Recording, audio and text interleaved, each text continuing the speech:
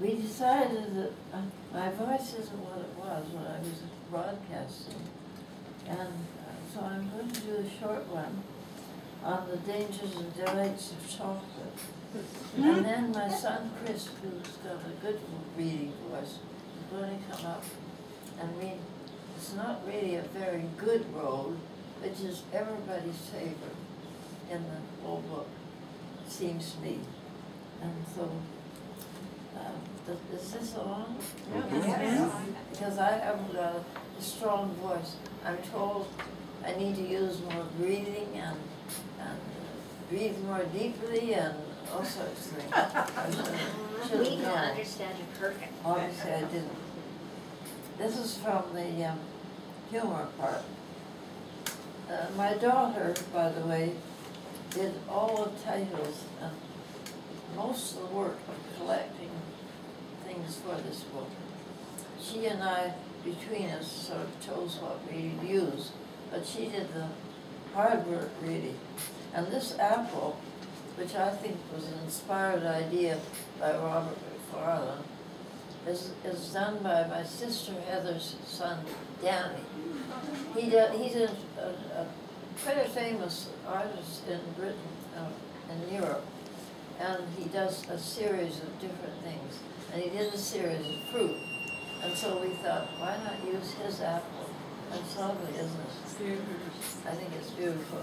And I like the idea that the Okanagan, to me, represents apples. And I think we need to support our farmers. Don't get me going on this.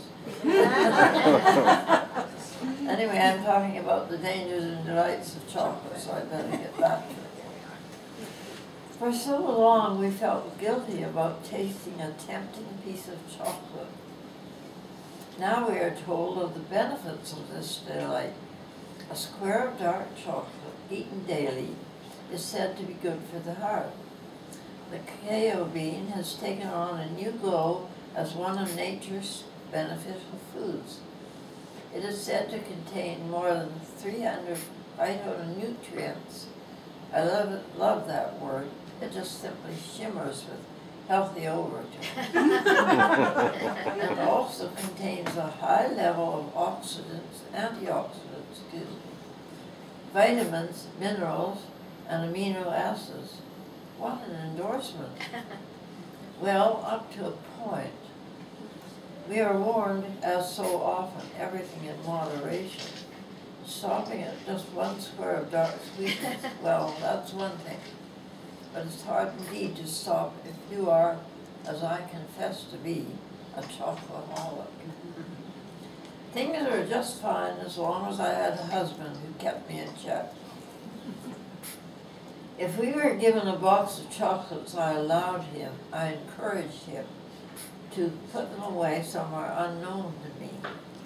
Then he would produce them daily, and we'd each have just one.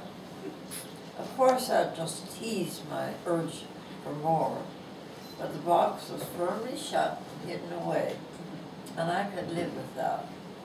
Well, mostly. One year, a neighbor introduced me to a completely new type of crescent-shaped goodies. I admired them so excessively that the couple dropped in at Christmas time to present us with a large box. By that time, I was usually able to resist temptations as long as the box was unopened. So this was not hidden away. It sat for some weeks impassively on the shelf in the cupboard. At first I was able to gaze on it quite calmly, but the day came when I quietly opened the box and took out not just one, but two. Then I closed the box, and somehow my misdemeanor went unnoticed. But oh shame, I found myself dipping in regularly.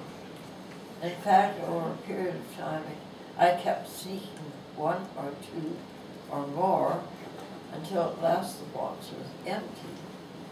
Not only had I eaten the contents, I had never shared them with my faithful partner. I waited guiltily for the inevitable day he decided we should make a start and took out that empty box. What happened to all those chocolates? Came an indignant roar. And the worst part was, I found no way to replace them and thus hide my guilt. Wherever those neighbors who had since moved across the country have purchased them, I don't know. Not anywhere in my vicinity, apparently. Now my family gives me chocolates only on a group occasion. They know my weakness. It's not easy being an addict.